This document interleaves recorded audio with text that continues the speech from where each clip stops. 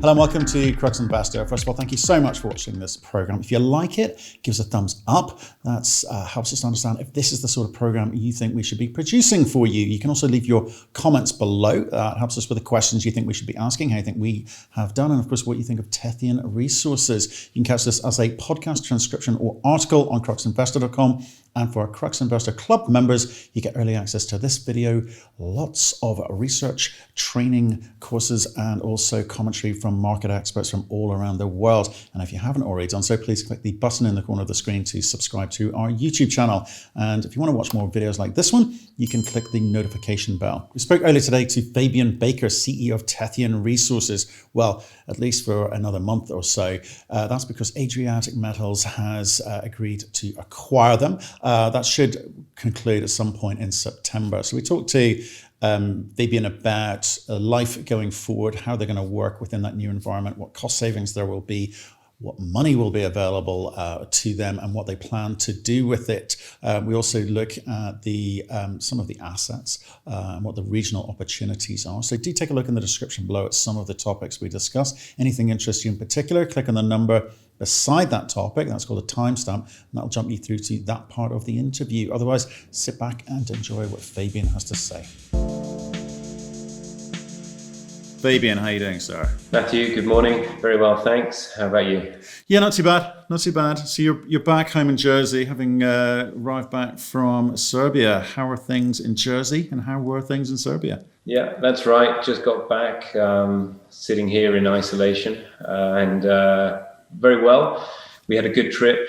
Actually, it was a chance to take the chairman, Michael Rawlinson of Adriatic, and Dominic Roberts from Adriatic around the site, show them the team, show them what I'm doing. So great trip. Nice. Okay. Well, first time we've met, first time we've spoken, and in fact, first time I've heard this story. So why don't you kick off, give us a 1-minute overview of the business, and then we'll pick it up from there. Sure. So Tethyan Resource Corp, listed on the Toronto Venture Exchange. We're a junior explorer, and we've been focused on consolidating exploration licenses over a historic mining district in the south of Serbia called the Rudnica district. The area was part of what was known as the Trepča mining complex, which was the largest mining complex in Yugoslavia in the 70s, 80s. However, most of those operations ceased due to the conflicts in the area, and our area in particular stopped operating because it found itself on the other side of the border from the smelter, which is now in Kosovo. So we, over the last 2 years, consolidated exploration licenses over the area. Our ground now includes 2 past-producing silver, lead, zinc mines, a host of similar satellite deposits that were explored in the past. And in addition, there's 2 outcropping copper-gold porphyry systems, one of which was a new discovery for us just last year. So great land package, lots to do. And in May this year, we announced that we had agreed the terms of an acquisition to be acquired by Adriatic Metals. And that's likely to close in September. And I think that transaction, pairing what they've already built and the land package and team that we have, will have a lot of great synergies and really produce what will be the leading explorer in the region. Fantastic. Okay, yeah, and we've spoken with Paul Cronin a couple of times and kind of heard his version of events. So we're keen to speak to you. So what went wrong the 2 years prior to that, and why hasn't Augusta Group backed you? Well, I wouldn't say they didn't. They came in at a great time last year. We had a couple of key licenses in the area. We'd been exploring a copper-gold porphyry. I mean, our first drill hole into that was nearly 600 meters at 0.45 grams gold and 0.3% copper. We've been drilling it. It's still open. But the focus moved to acquiring the historical old mines. And that was a long process. You know, there's a reason why these have never been a part of a public company, that they haven't been advanced. And it's because the business and background, the licensing situation in Serbia was complex. So we went in there and had to clean that up, and that took time, but it's achieved now. And Adriatic saw the right moment. We'd been talking for a long time, and they came in just as we had managed to tie up that district. So, but as a public company, you went through a process of, to use your phrase, of cleaning things up, but you didn't keep your eye on the ball. So what I'm trying to understand is, the mistakes of the past couple of years, how do we ensure they don't happen again going forward? Well, I think I wouldn't call it mistakes. I think it's just time frame. Capital markets, the public, as a public company, you've got to achieve things quickly. And, that's where we were held up. We did have some great news out of the gates with the porphyry. We then started drilling the margins of this high grade historical resource. But the core of it, the old mining lease, as I said, was complicated. And to get that negotiated and acquired was a bit of an imprecise process. We didn't know how long it would take. We're there now, and we've got a great path ahead of us. Okay, so just finish off on this Augusta Group component, because obviously Richard Walk is your executive chairman. They have had success in building up and selling companies in the past. I don't know what their worth is, but why didn't they put the money in during these difficult times for you as a public company, rather than you have to go to speak with Adriatic and come to some sort of agreement, and perhaps they take a little bit more of the value which you wanted to, I guess, retain for yourselves? They did back us. We raised money in January last year with Richard Walk of the Augusta Group. We then raised a further 5 million, JP Morgan and them. So they came in, they backed us. Again, there was that time frame which was longer than expected. And once we had closed the agreement for the acquisition, this was the beginning of this year. We were just starting to get impacted by COVID, and share prices were depressed. And I was faced, and the company was faced with a capital raising at at a low share price. It would have been dilutive, versus the conversation I was having with Adriatic, which we were confident was still going to leave us with a lot of upside on the table. And I think, as we've seen, since agreeing that deal, our share price has moved from when we agreed it, our VWAP was 13 cents. We're now up at 40 cents. So for me, I think we did our trade-off studies. And when you look at the dilution scenario versus the offer from Adriatic, the upside for me felt the same, but the downside was certainly protected. Okay. And why construct it in that way? Why wasn't this just an asset sale? I think, this was more than just an asset. There's a team involved in Tethyan. Myself, the rest of the team, we've really focused on making sure we've got the best people in Serbia, in country, and our ability to recognize the right types of deposits. I've been working in that part of the world for the last 10 years. So there was a wider picture there that meant that the whole company as a whole was attractive to Adriatic. So, well, let's get onto the asset, and then we'll kind of maybe talk about what could be further down the line. So tell us a bit about what you know today about what you've got. Okay, so really the core of the project is the historical Kizevak mine. That was in production until the conflict with Kosovo around the year 2000. And still sitting in the ground, we've got more than 100 historical drill holes, underground adits that show there's a significant resource sitting there. Just to the north of that is another historical resource, Sastavci, that's only 2 to 3 kilometers north. Very high grade, silver, lead, zinc. There's even some gold associated with that. So those two key resources we think can be developed very quickly. We can immediately drill those out, especially Kizevak, towards a resource over the next few months. Surrounding those, there's been more than 100 years of exploration, and these veins just keep going, and there are multiple examples of it that have never been drilled in recent times. I'll just give you one example. Phelps Dodge in 2004 were exploring for one of the porphyry targets.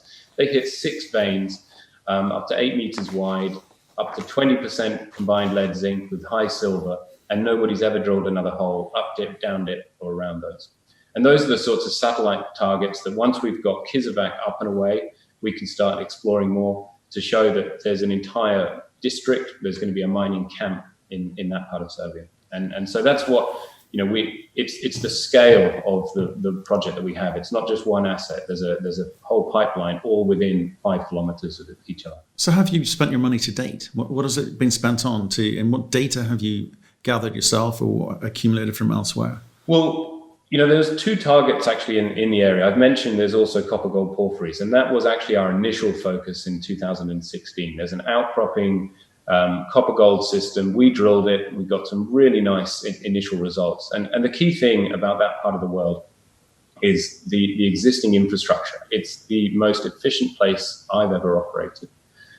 We have a main road, power, water, and a railway line all running down the side of the property. So the economic hurdle for one of these things to be economic is a lot less than the high Andes or parts, remote parts of Canada, for example. So when we started drilling long intervals of consistent 0.3 gold, 0.3 copper plus, we could see with enough tons of that, there could be a really significant copper-gold porphyry system. And we also have a nice high-grade supergene enriched copper zone near surface. So that was one of the key focuses of what we were doing. But as things evolved, we had always had in the back of our mind that the old resource was also key to the value of that district. And I think as most people will know, exploring and then developing a large copper-gold porphyry is not easy for a smaller junior company. You can blow your brains out on very expensive exploration programs when ultimately it's going to be very difficult to finance. Something like Kizevak, high grade, much lower capex, open pittable resource, that's absolutely achievable for us. Okay. So we went that way. Okay, so you used the phrase, trying to understand the economics there. When are you going to get to that point when we can start to understand the economics of this? All well and good having infrastructure there, great, but it's all about the ore body. So what's the timing on being able to talk to the market about understanding the numbers? Sure. So we announced some drill results just a week ago of the first 11 holes. These were confirmation holes, drilling in and around some of the historical drilling. They lined up very nicely with what we're seeing in the historical data, other than we're seeing broader zones of mineralization because the old sampling was very selective. So that works well for us looking at this as a potential open pit target. Adriatic was so encouraged by what they saw, they immediately came forwards and advanced us an additional 500,000 euros in advance of the acquisition closing so that we could get straight back into it. So we've got a drill rig arriving again in a week. That's going to be going and joined by a second drill rig in early October following the closing of the acquisition. And basically we'll have two and then possibly a third rig come in and drill it non-stop. And we think we can have enough drilling done by Christmas to put together a maiden resource. So off the back of that, we can quickly get towards a scoping study and show the market what the value is of this project. Quickly being how long? Well, resource drilling will be complete by Christmas. By the time the assays are in and a resource is put together, we'll have that resource out during Q1. Right. Okay. But I'm more about the scoping study. What's the timing on that? Well, a lot of that will be done in parallel. So we'd expect the scoping study could come out within a month or two of completion of the resource. So Q1 21. The scoping study potentially end of Q1, early Q2. Okay. So you've had a bit of an advance. Some money's coming down the line. What's your part of the deal? Are you going to have to shave costs? Will people be leaving? Sure, there's definitely efficiencies, which is good for all of us. The key thing where we'll lose costs is we've got an infrastructure in Vancouver, so that office will close down. We'll be able to basically work off the back of Adriatic's existing infrastructure. So that'll be an immediate cost saving. And then the key thing is, Tethyan, we've got this great team, and really it's capable of now handling the extra rigs coming in without having to expand too much. We can draw on some of the Bosnian staff as well, and we're going to have a good exchange of the teams there. So, there's clearly going to be efficiencies in how we operate. Okay. And does Augusta stay involved, or are they going to exit? Well, they're there as a shareholder. They were absolutely supportive of this deal. The Augusta Group, they signed a voting support agreement. They were in the early discussions with Adriatic as well. So I know they like the deal, and I think they're very excited about the potential of the combined company and the shares that they hold. Okay, so you're going to be listening to your chairman, or you're going to be listening to the CEO of Adriatic in terms of how you go about your business? Well, we are becoming a part of Adriatic, so we're absolutely a part of that team. Our existing board will no longer be involved. It'll be me and the rest of the management team, and we'll all report to Paul and the board of Adriatic. One of the great things about this deal is it's been very cooperative and positive from the outset. So Paul and I, we're already working as we're on the same team, and that's the way it'll continue. Do you kind of get involved with, or will you get involved with any of the Adriatic assets? How involved are you going to be? Sure. Well, definitely. We've got people on our team, for example, Veljko Cilovic, who's our Serbian country manager. He was key in permitting Nevsun's project in Serbia, one of the few people who've been involved in a serious project and the permitting process in that part of the world. So he's going to be able to transition and help on what Adriatic are doing in Bosnia. The geological team will certainly cooperate, and there's skills that we bring that will complement what Adriatic have. And myself personally, I'm very much going to be getting behind what they're doing at Repeats and in Vares, and supporting both operations in that way. Tell me about the use of the money, okay, and the order of play, because it's not a lot of money. You've got to still got to be careful and cautious how you spend that. So, what is in priority order your order of play? Well, first of all, the additional 500,000 loan is really a stopgap just to make sure we don't have to have a break in drilling. We're expecting the acquisition to close during September, so we've only got a few more weeks. But the point here was this money allowed us not only to start drilling, but to get the earthworks equipment in, to get the permitting going, so that we're building all the roads, all the drill pads for the second and potentially third rig to come in, so that we can achieve that resource drill out by Christmas.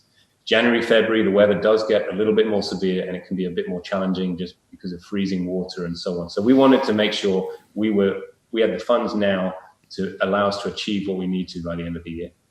Okay. So that's the focus. But then I'm more concerned about the money that's coming down the line. What have you been charged with doing? Paul Cronin has looked at this, and his team has looked at your assets and gone, this is complementary to what we're doing. It's a potential regional play. There are some other big names, starting to sniff around or are already there. So people are noticing Serbia and the region now. But what plans have you got to consolidate your position, and how does that money enable you to do that? The key goal on Kizevak is to get that resource and a scoping study. I think with these types of polymetallic systems in the market, they don't always get the value at the early exploration stage that maybe a gold project would. But once you can put the economics around these and show that it's high margin, that it's eminently buildable and doable, that is when I think the market will light up and see the value proposition. So that's our goal, is to quickly show the resource and get that scoping study so that people can put numbers around it and see what the value is. So that's our real focus. In addition, what we want to show is that it doesn't stop at Kizevak. We've got the other targets, Sastavci just to the north. We've got a series of other systems all within 3 to 5 kilometers. So we can do these things in parallel. We can have a focus on Kizevak while we're drilling and showing the enormous upside around it. And that way we can have a continuous news flow, both of an advancing development project at Kizevak and successful exploration and new resource growth around it. Right, okay. And I'm trying to get at a number here. So how much more money has been committed or discussed with Adriatic, which you're going to have access to after you've gone through your 500K upfront advance? Yeah, well, we've just had a lot of meetings in Serbia. We had the chairman of Adriatic there, and we've all agreed that we're going to spend at least 4 million Australian dollars by the end of this year drilling out Kizevak and starting to test some of the other targets around it. So that's step one. Okay, and what does 4 million Australian dollars get you in terms of drilling? So it gets us 10,000 meters at Kizevak, which is for a maiden inferred resource. And then it gets us an additional 2,000 meters of exploration drilling for Sastavci and a couple of the other targets, the high-grade lead, zinc, silver veins in the district. It also achieved and some more metallurgical work, which is obviously key in these types of deposit. We're going to be doing LiDAR surveys, getting accurate topography so that we can all feed that into the resource model. On costs, Serbia is probably the most efficient and the cheapest drilling I've experienced. So we can get a lot done with quite a few dollars. Okay, now, so coming back to planning, okay, because you got $4 million, it's polymetallic, and you understand the reasons why the market is a little bit nervous when people talk about polymetallic deposits, okay? So how do you go about planning where you target first, given the data that you've got available to you? Because there's going to be, you must have a sense of where you're going to get certain types of results. There's going to be more silver, more gold, or more copper, or zinc, whatever it is. So the market will react differently to those grades that you put out in the market. So you must have a plan about the way you want to approach this. That's right. We're lucky that at Kizevak, we've got more than 1.2 kilometers of strike length of the deposit that's already well defined by the historical work. So there's an old open pit, and extending from there down to the southeast, where we actually drilled in 2018, is an ore body with sporadic drilling and historical add-ins. But all of that was very shallow. In areas, it's quite sparse, but it tells us where it is, and we can follow that structure. So it's quite straightforward for us to put together a drill plan that'll basically give us an inferred resource. But we're also starting to see where we're seeing, for example, high-grade silver. In the southeast of the deposit, where we drilled in 2018, we had some drill holes, including 12 meters of 22% zinc, but along with 170 grams of silver. So we're starting to see some great silver numbers. We're starting to see some elevated gold at depth. So what we're going to do is make sure that we initially show that there is an open pitable resource near surface, but also start hitting some of these deeper, very high grade zones, because this could certainly transition into an underground project. And there are mines in the region that go down 800 to 900 meters. So this thing could become very large at depth. Okay. In terms of going forward and how you work with Paul and his team, you're obviously going to work very closely. You said that you would, or possibly will, look at some of their projects as well. I mean, what's your role going to be then? I mean, how do we understand you going forward? Well, when we first spoke, Paul and I, it's clear Adriatic, I mean, they've done a fantastic job, and they've built a really first-class technical team.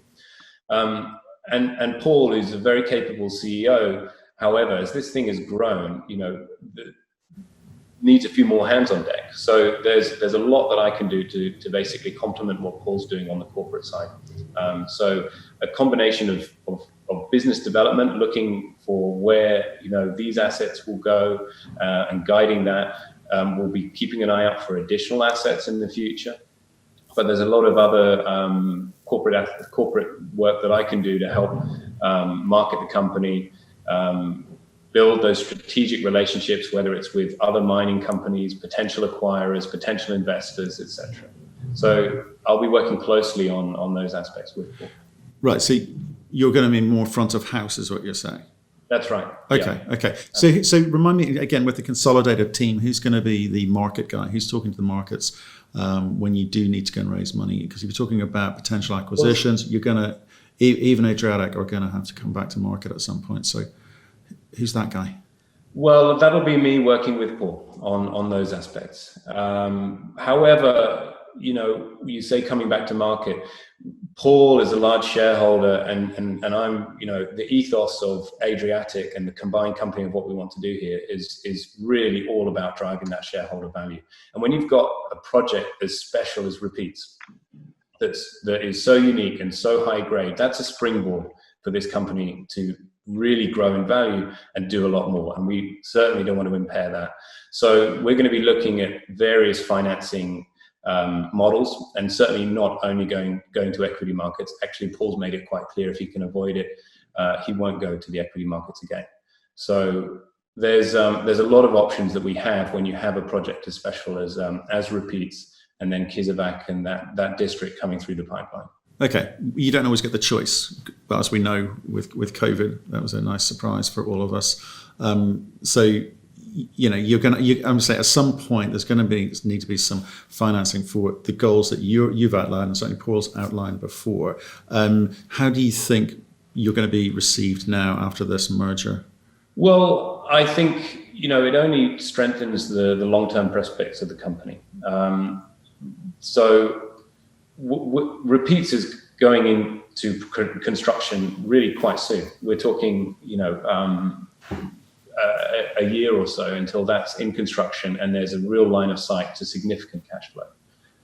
And given that that's quite proximal, we're not talking about a 5 to 10 year extended process. There's going to be significant cash flow in a couple of years' time.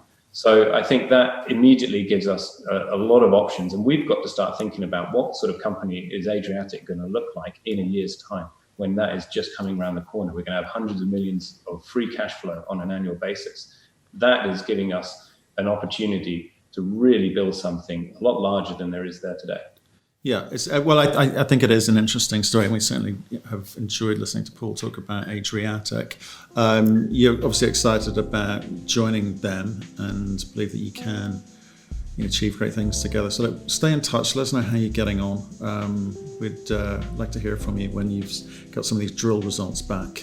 Absolutely. Yeah, no, keep an eye on us. I think there's a lot of news flow from both Adriatic and Tethyan in the next month or two. So I think things are going to really become clear, and this value proposition is only getting stronger.